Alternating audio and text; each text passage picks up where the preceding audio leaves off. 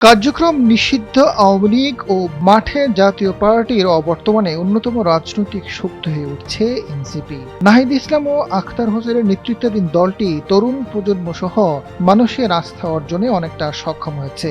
দলটি ঢাকা মহানগর সহ জেলা পর্যায়ের কমিটি পূর্ণাঙ্গ করছে।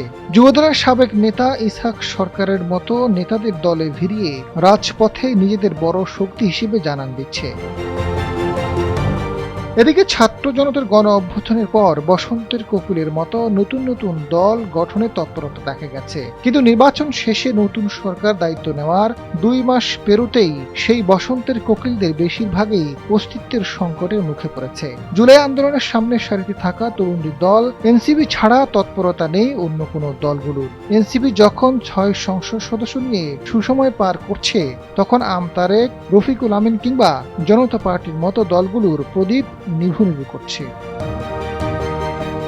রাজনীতিতে আলোচিত নাম সাবেক গণ অধিকার পরিষদের নেতা তারেক রহমান। পরবর্তীতে আম তারেক নামে পরিচিতি পান। নিজের গড়া আম জনতা দল নিবন্ধন পেলেও নির্বাচনের লড়াই একটি আসনেও জয়লাভ করতে পারেনি।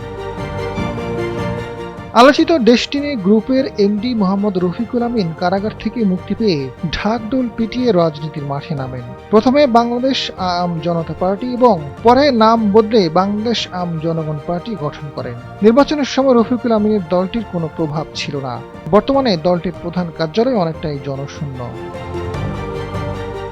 অস্তিত্ব সংকটে জনতা পার্টি বাংলাদেশ। চিত্রনায়ক ইলিয়াস কাঞ্চনের নেতৃত্বে আত্মপ্রকাশের পর এক নতুন ধারার রাজনীতির প্রতিশ্রুতি দিয়েছিল। দলটির ভারপ্রাপ্ত চেয়ারম্যান গোলাম সরওয়ার মিলন মারা গেছেন। ইলিয়াস কাঞ্চন গুরুতর অসুস্থ অবস্থায় বিদেশে চিকিৎসাধীন। দলের মহাসচিব সিনিয়র সাংবাদিক শওকত মাহমুদ কারাগারে। এমন পরিস্থিতিতে দলটি এক বড় ধরনের নেতৃত্বের শূন্যতায় পড়েছে। রাজনৈতিক বিশ্লেষকদের মতে ইউনূস সরকারের আমলের 1 বছরের মধ্যে 30টির কাছাকাছি দলের আত্মপ্রকাশ ঘটে। নির্বাচনকে কেন্দ্র করে দল গঠন কিংবা কিংস পার্টি বা সুবিধাবাদী রাজনীতির অংশ।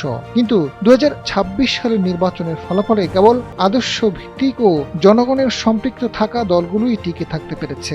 ব্যক্তিগত ইমেজ কিংবা বিশেষ উদ্দেশ্য নিয়ে দল গঠন করলেও জনগণের হৃদয়ে জায়গা পায়নি। আজাদ ফারুক, সময়ের আলো।